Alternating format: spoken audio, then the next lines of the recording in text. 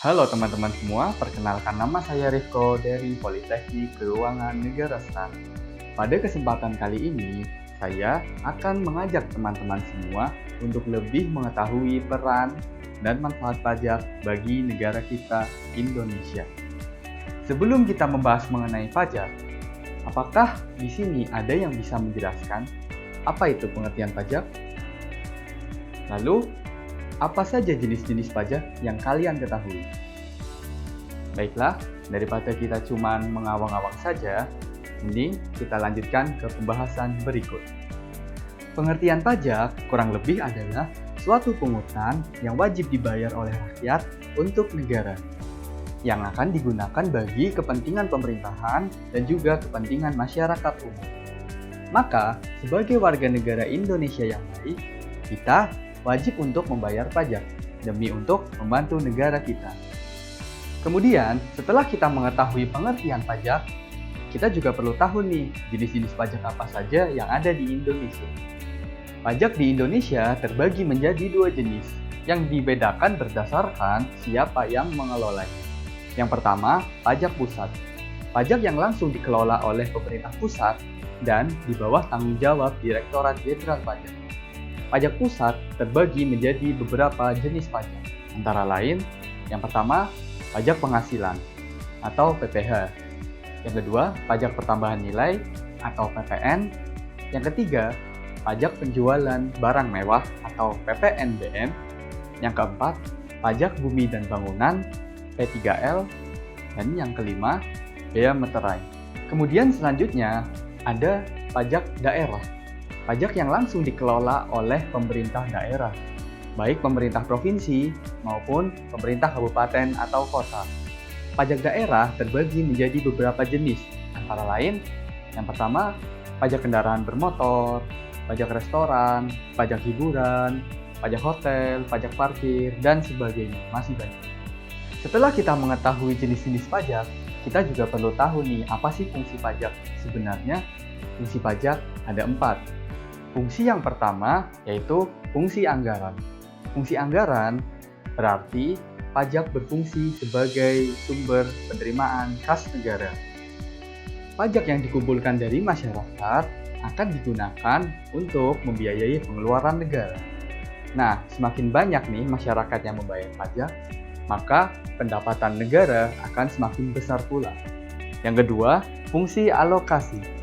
Fungsi ini menekankan bahwa pajak harus digunakan untuk mendanai atau menyediakan barang jasa yang dibutuhkan masyarakat. Misalnya, untuk pembangunan sarana, prasarana, atau bahkan membangun sebuah infrastruktur. Fungsi yang ketiga yaitu fungsi distribusi atau pemerataan. Dalam fungsi ini, pajak digunakan untuk pembangunan ekonomi. Artinya, pendistribusian pajak secara merata diharapkan dapat memperbaiki taraf hidup masyarakat. Dan yang keempat adalah fungsi regulasi. Dalam fungsi ini, pajak berperan sebagai pelindung produk dalam negeri. Misalnya, pemerintah menetapkan biaya tambahan untuk barang yang diimpor dari luar negeri, sehingga barang tersebut menjadi lebih mahal dibandingkan dengan produk di dalam negeri. Hal itu bertujuan supaya produk dalam negeri tidak kalah saing dengan produk dari luar negeri. Setelah kita mengetahui jenis-jenis pajak dan fungsi pajak itu sendiri, kita juga pasti bertanya-tanya nih, sebenarnya seberapa besar sih peran pajak itu sendiri bagi pembangunan di Indonesia? Untuk menjawab pertanyaan itu, kita juga perlu melihat nih pada anggaran penerimaan dan belanja negara atau APBN.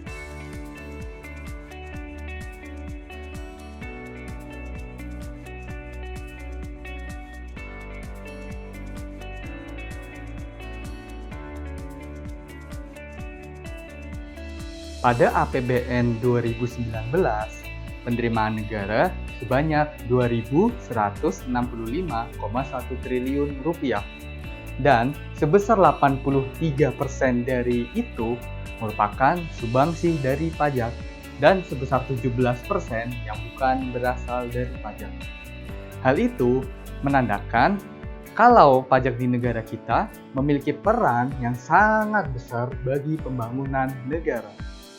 Mari kita membayangkan saja, jika pajak yang berperan sebesar 83% tadi kita hilangkan atau kita tiadakan, maka penerimaan negara kita akan sangat jauh menurun dan tidak bisa untuk membiayai pembangunan di negara kita.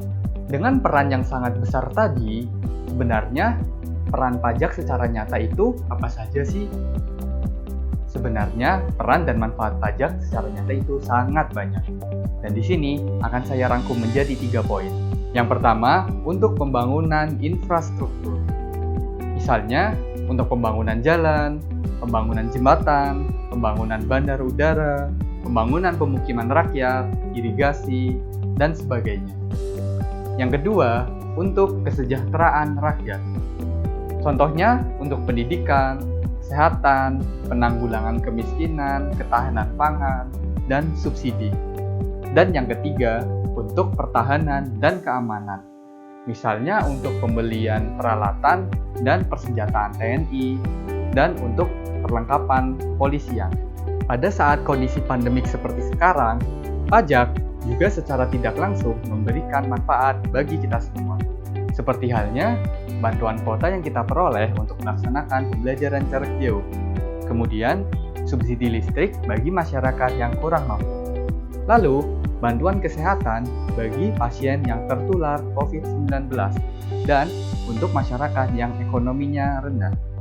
Dan juga, pajak berperan untuk membantu mempertahankan ekonomi negara dengan cara pemerintah memberikan bantuan-bantuan yang bersifat tunai. Bagi orang yang membayar pajak, memang manfaat pajak pada hakikatnya tidak dapat dirasakan secara langsung. Tetapi, jika kita melihat ke sisi yang berbeda, sebenarnya sangat banyak sekali manfaat dari pajak itu sendiri.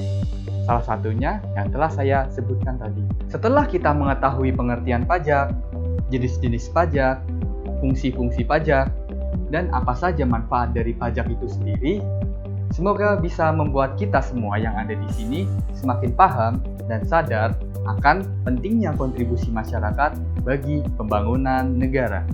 Dan kontribusi yang bisa dilakukan masyarakat salah satunya adalah dengan membayar pajak. Karena pajak dari rakyat, oleh rakyat, dan untuk rakyat. Terima kasih teman-teman semua atas perhatiannya. Tetap jaga kesehatan di kala pandemi sekarang ini dan tetap patuhi protokol kesehatan yang berlaku.